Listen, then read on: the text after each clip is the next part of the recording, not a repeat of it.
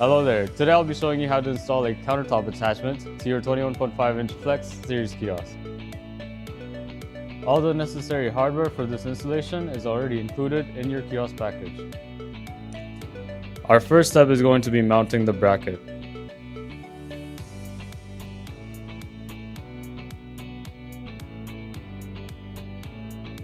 Make sure you're tightening the bolts firmly for a secure fit.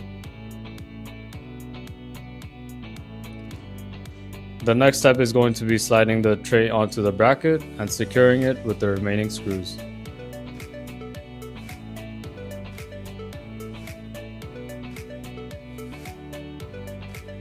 To ensure a straight fit, make sure you install the screws diagonally.